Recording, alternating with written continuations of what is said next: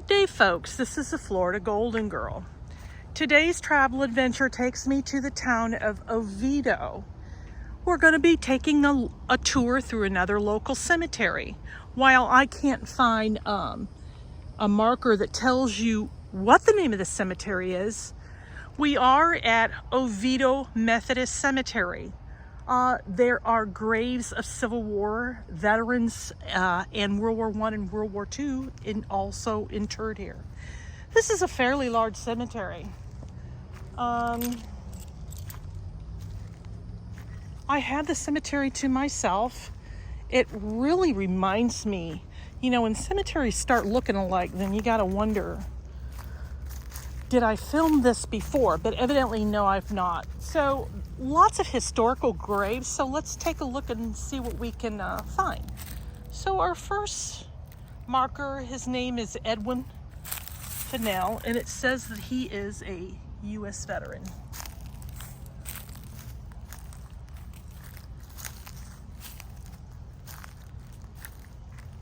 This reminds me of Mount Dora Cemetery, but I've never been here before. In the town of Oviedo, there's only really 2 cemeteries that I was able to locate. Ooh, so here's our first Civil War veteran. He was a lieutenant. He was with the Confederate States Army, and he died in 1920. His name was James Hiram Lee. Hiram, is a Southern name. Lee, he could be related to anybody, but. And then there's his wife, Laura. She was 1851 to 1940. And so that's the Lee family marker. So there's quite a few other Lees here. The other ones that I see, so the ancestor fought in World War I, and Gracie, his wife died in 1982. So I am, as I mentioned, being on summer hiatus, and this will be introduced later on. It's 107 degrees heat index outside. Gone from our home, but not from our hearts. And so this is Ida Nelson, Nee Grundle, wife of Elias Nelson, born in Holland, Sweden in 1822 and died in 1895. She was 70 years old and 16 days, or I can be off on the time.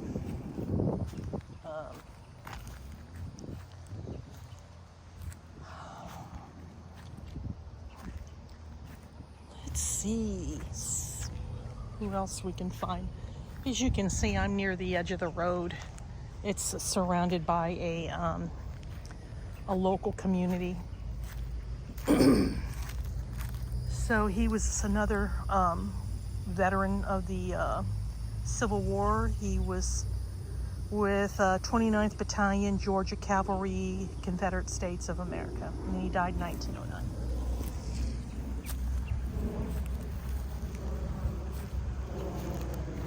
Ooh, and you can feel the heat. I hope everybody's having a good day. Again, I'm just surprised how hot it is for this time of the year. I'm going to go for a drive. I'm going to take you around a little bit. There's really a lot to see here.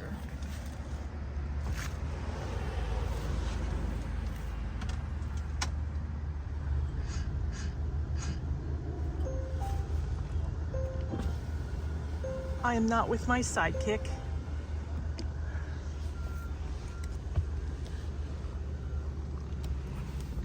psychic really doesn't go on the videos no more. He has some health issues, and I think for his mental health, it's better that he does not come with me. He comes on other adventures like museums and parks and things like that, which I think is more positive. He did like going to cemeteries, but that's a thing of the past.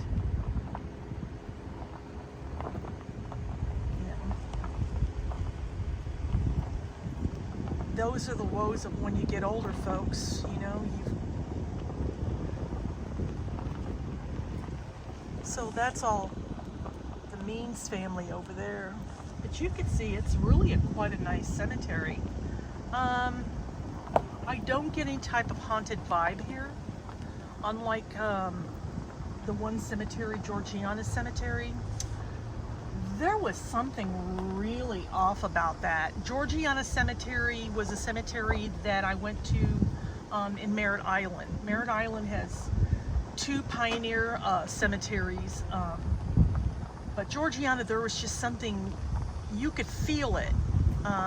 There was just something not right in the air, and I really I really wanted to do homage to the cemetery and made sure that you got the total view. We were able to see everything, but I really, really when you get into some places where you get a really bad vibe and you're not, always go with your instincts, folks. Like I said, there was just something not right about it. It had an unsolved murder mystery, and you really could tell. There's just something just not quite right about it.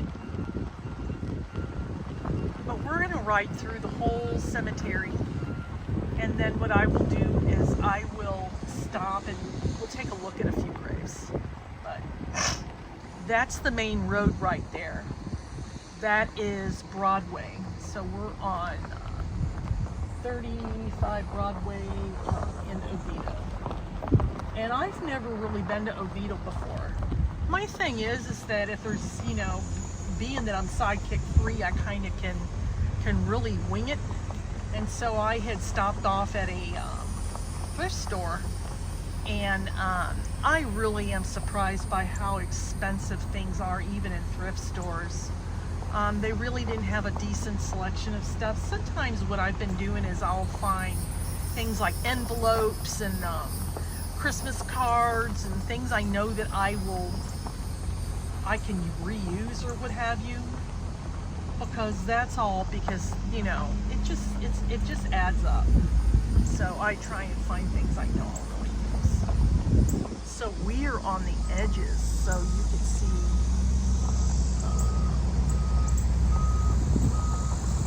here. There's no dumping. This really has been here before, but I've never been to Oviedo before. Oviedo's probably like every other Florida town. It's just, when the money's not coming in, you really can tell by the buildings, by the attitude of the people. And thrift stores are just really becoming popular. I know in the past, there would be many people that would look down upon others that shopped at thrift stores, but I never did, because I always found that you always really could find some really good deals. And it really depends on the thrift store itself and what they have to offer. There's just, the reason why I have found that they're expensive is there's others out there that really cherry pick everything and take all the good stuff and they sell it for profit. Now that's fine and dandy if that's the way they want to go, but the problem with that is that for those that really need that to buy clothes and to buy other necessities, it really does.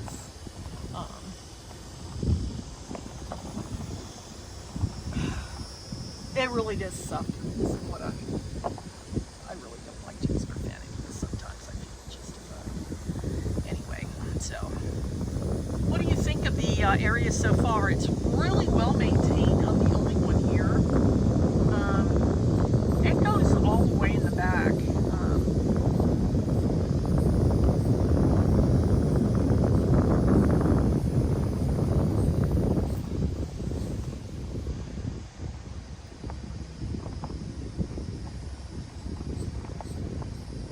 I'm thinking that it just really feels late.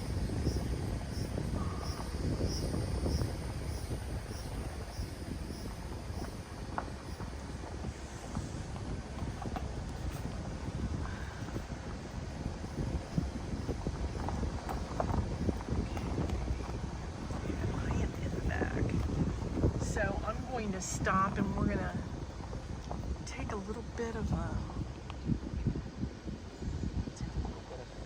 tour here.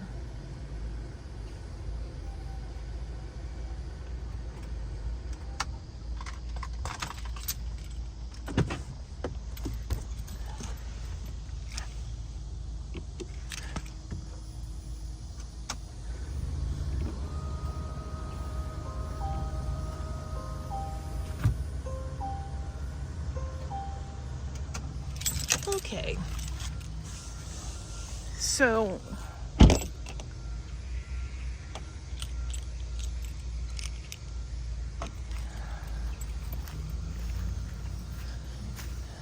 let's see what we've got here. So we have Mary Jones, wife of W.P. Jones.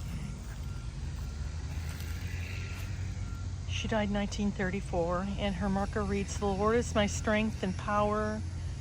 He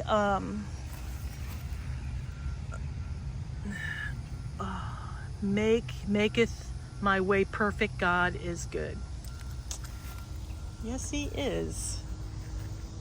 So yeah, the graves are just kind of spread out, and I think with time they'll probably just go and fill them in.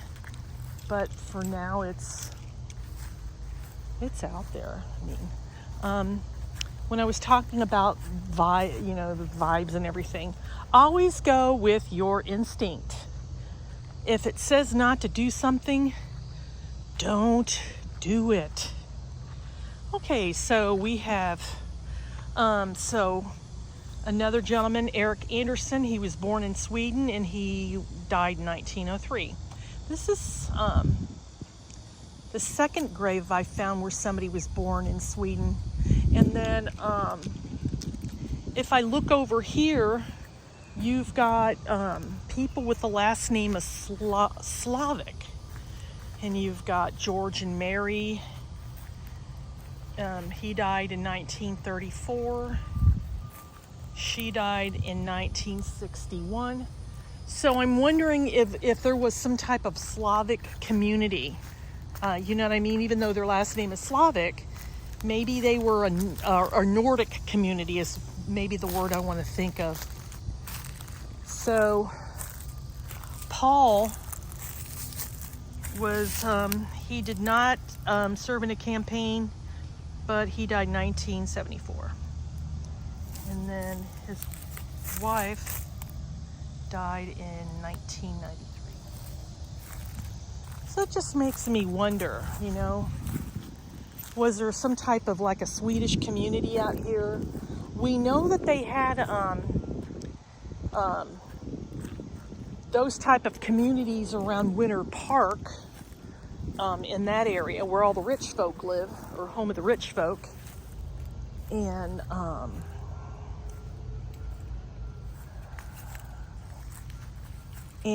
we've been to a few of those cemeteries that were pioneer cemeteries. So you have Pendarvis, and then you have, I guess, another Pendarvis, a little baby boy, and then another one, wasn't even a year old. I always get sad at the infant graves because they never had a chance at life. It's just a sad situation. So let's go take a look at another grave.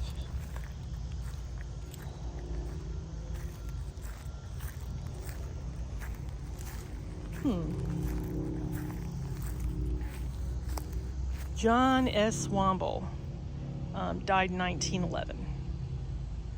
And see, and this is back over there. That's all undeveloped. There's no one buried, there's no graves, unmarked graves. Sometimes I have problems thinking of what I want to say, but anyway.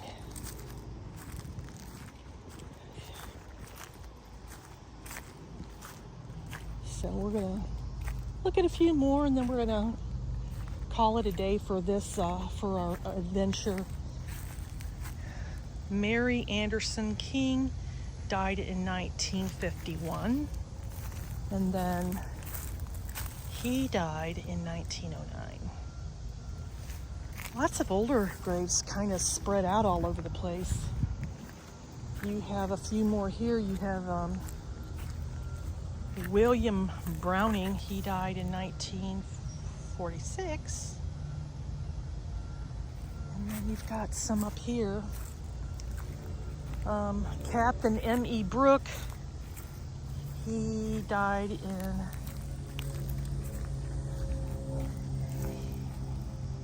1898. See, he was Civil War.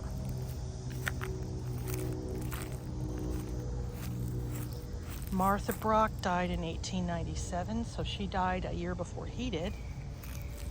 And then we've seen some of these last family names, 1853 to 1932. I wonder if they were a pioneer family. Mrs. Anderson died in 1888.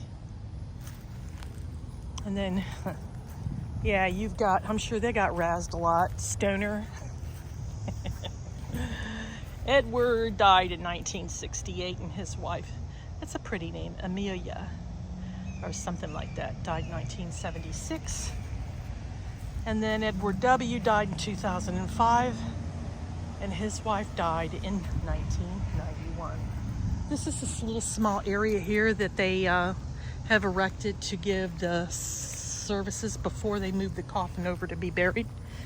And so you have Michael Somerville, 2nd Lieutenant, Texas Mountain Rangers, Confederate States of America. It's from the Republic of Texas. Well, let's go check out a few more. I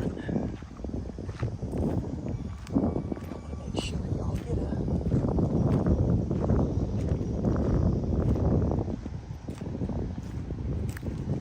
So we're in Section K. And so you have the King family. You have Robert that died in 1942. May died in 1994. And then you have Minnie. She died in 2002. And George, he died in 2004. And then he's a relative, and he died in 1978. Oh.